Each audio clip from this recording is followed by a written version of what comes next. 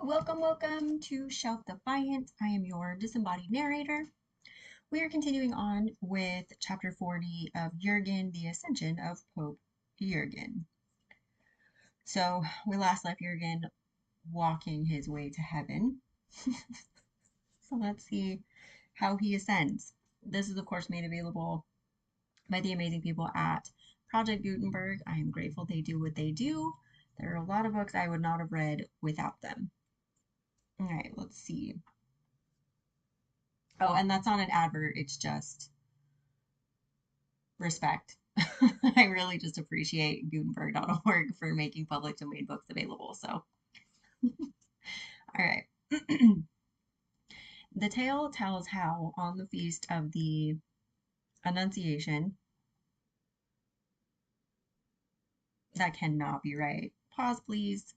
We're kicking it off with a double check. Annunciation.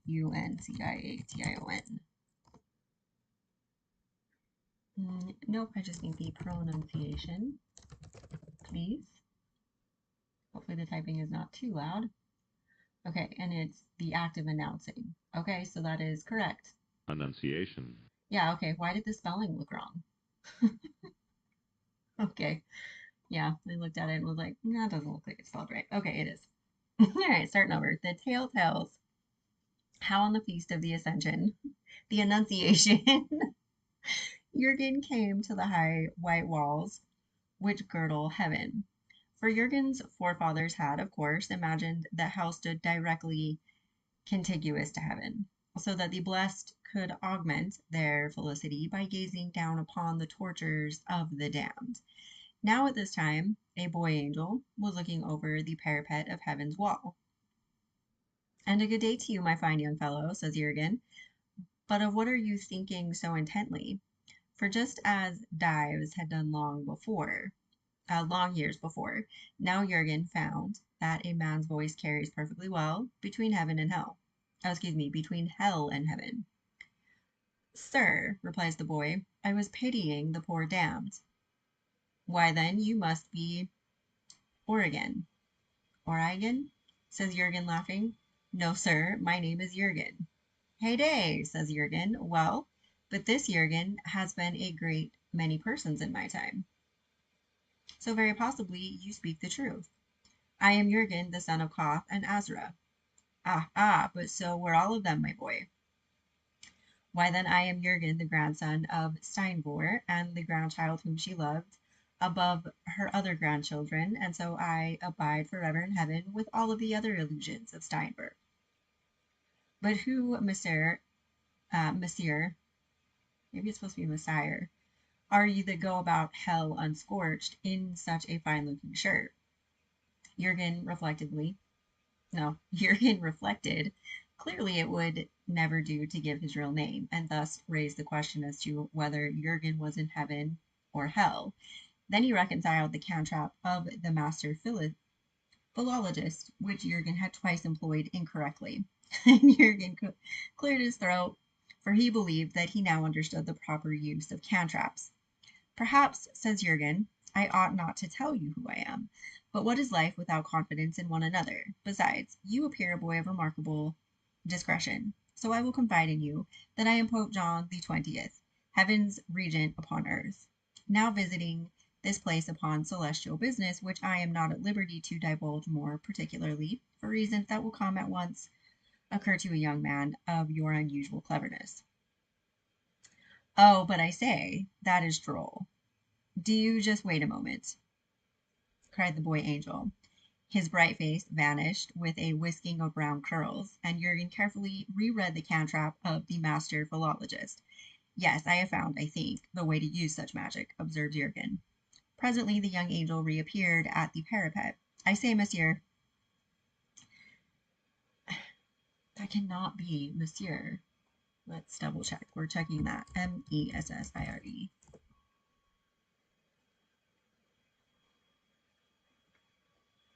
Yeah, it's an archaic French honorific. Yeah, that means sir. Yeah, pretty sure. Words just look spelled wrong to me right now.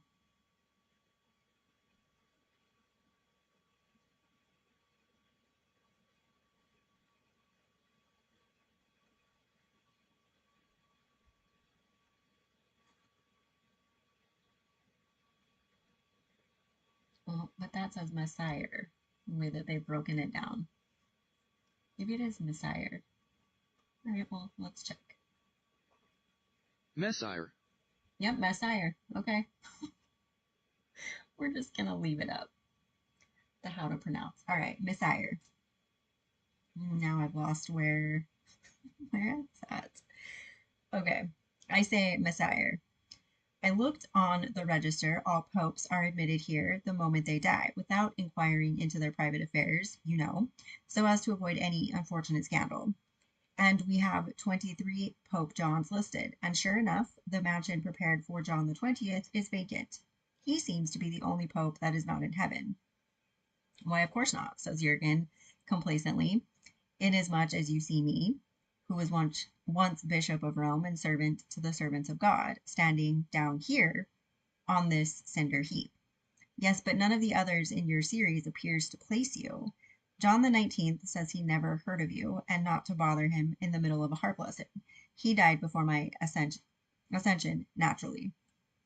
And John the 21st says he thinks they lost count somehow, and that there never was any Pope John the 20th. He says you must be an impostor.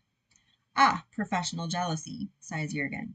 Dear me, this is very sad, and gives one a poor opinion of human nature. Now, my boy, I put it to you fairly. How could there have been a 21st unless there had been a 20th? And what becomes of the great principle of papal infallibility when a pope admits to a mistake in elementary arithmetic? Oh, but this is a very dangerous heresy, let me tell you, an inquisition matter, a consistory business. Yet luckily, upon his own contention, this Pedro Giuliani, and that was his name too, for he told me. You evidently know all about it, Monsieur. Oh, now I've learned it. I've learned it wrong. What was it again? Messiah. Messiah. Can I get a French version of that? No. Okay, so that's being weird. Okay, Messiah. We'll just go with it. It's fine. And now I've lost my place again. Give me one moment.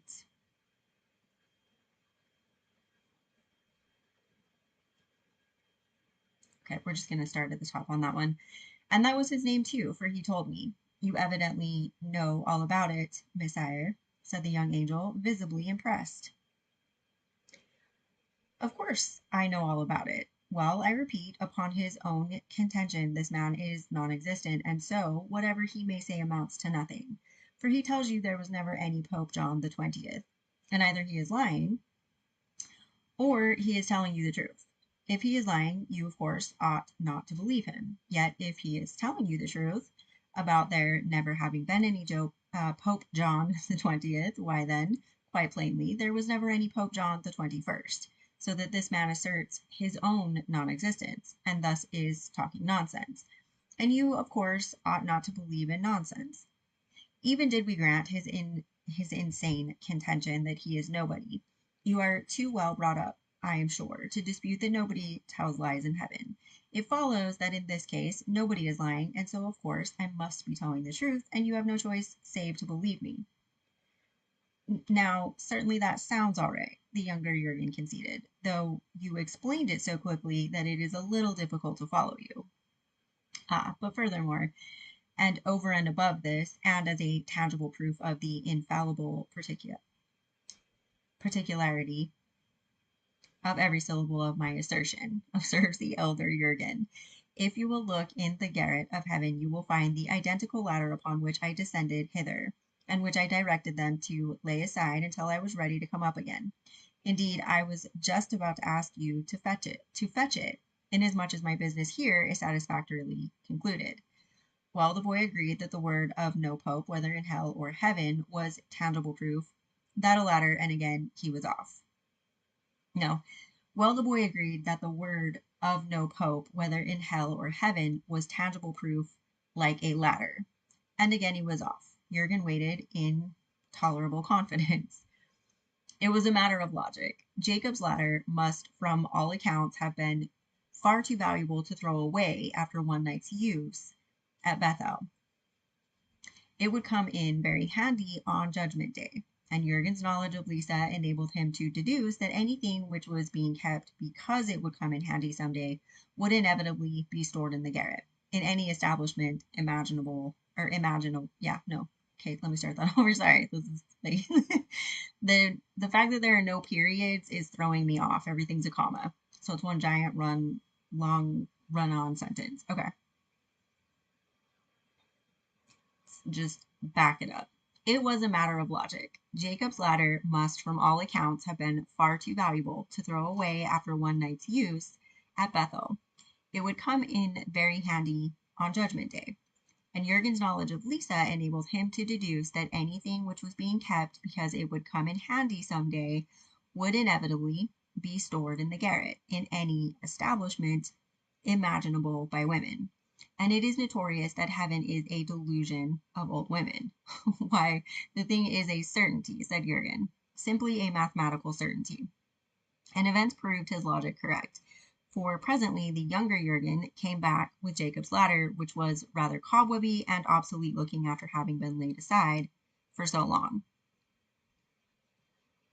So you see, you were perfectly right, then said this younger Jurgen as he lowered Jacob's ladder into hell. Oh, Messiah.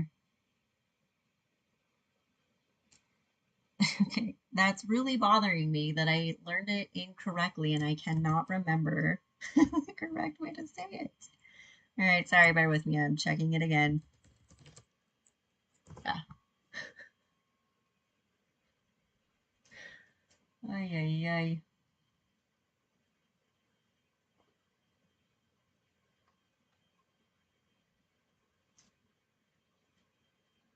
Messiah. Got it. Messiah. Okay, that makes way more sense. Okay, Messiah. Now I got it. Okay. Oh, Messiah John, do hurry up and have it out with that old fellow who slandered you. Thus it came about that Jurgen clambered merrily from hell to heaven upon a ladder of unalloyed, time-tested gold. And as he climbed, the shirt of Nisus glittered handsomely in the light which shone from heaven, and by this great light above him. As Jurgen mounted higher and yet higher, the shadow of Jurgen was lengthened beyond belief along the sheer white wall of heaven, as though the shadow were reluctant and adhered tenaciously to hell. Yet presently Jurgen leaped the ramparts, and then the shadow leaped too. And so his shadow came with Jurgen into heaven and huddled dispiritedly at Jurgen's feet. Well, well, thinks Jurgen. Certainly there is no disputing the magic of the master philologist when it is correctly employed. For through its aid I am entering alive into heaven, as only Enoch and Elijah have done before me. And moreover, if this boy is to be believed, one of the very handsomest of heaven's many mansions awaits my occupancy. One could not ask more of any magician fairly. Aha, if only Lisa could see me now. That was his first thought. Afterward, Jurgen tore up the cantrap and scattered its fragments as the master philologist had directed. Then Jurgen turned to the boy who aided Jurgen to get into heaven. Come, youngster, and let us have a good look at you. And Jurgen talked with the boy that he had once been, and stood face to face with all that Jurgen had been and was not any longer. And this was the only happening which befell Jurgen that the writer of the tale lacked heart to tell of. So Jurgen quitted the boy that he had been, but first had Jurgen learned that in this place his grandmother Steinvor, whom King Smoit had loved, abode and was happy in her notion of heaven, and that about her were her notions of her children and of her grandchildren. Steinfurt had never imagined her husband in heaven, nor King Smoit either. That is a circumstance, says Jurgen, which heartens me to hope one may find justice here. Yet I shall keep away from my grandmother, the Steinfurt whom I knew and loved, and who loved me so blindly. That this boy here is her notion of me. Yes, in mere fairness to her, I must keep away. So he avoided that part of heaven wherein were his grandmother's illusions, and this was counted for righteousness in Jurgen. That part of heaven smelt of mignonet, and a starling was singing there. Yeah, that can't be the correct pronunciation for that word. M-I-G N-O-N-E-T-T-E. Okay, well, it's giving me a whole lot of sauce pictures.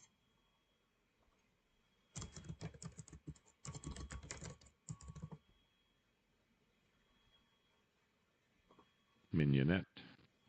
What? Mignonette. Mignonette. Mignonette. Yep, mignonette. Then why is there a G in there? Mignonette. Okay. So that part of heaven smelt of mignonette and a starling. No, and a starling was singing there. Okay, so a mignonette, a plant, Reseda odorata, having greenish flowers with orange colored stamens and exhaling a delicious fragrance. In Africa, it is a low shrub, but further north, it is usually an annual herb, a gray-green color like that of the plants. Okay, and it looks like it might be in French cuisine. It's looked like some kind of sauce.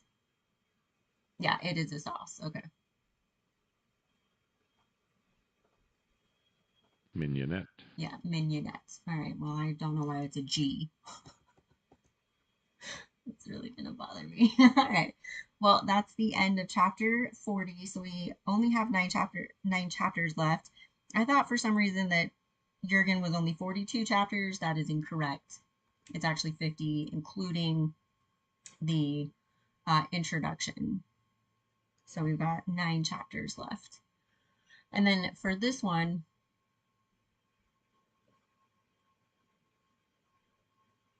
I had a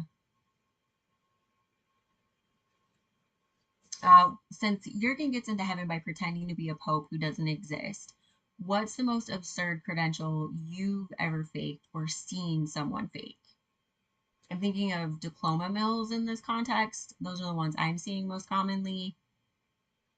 I can't think of anything else. Those are the ones that instantly went through my mind. All right, well, that's it for this reading. Thank you for joining me. See you next time.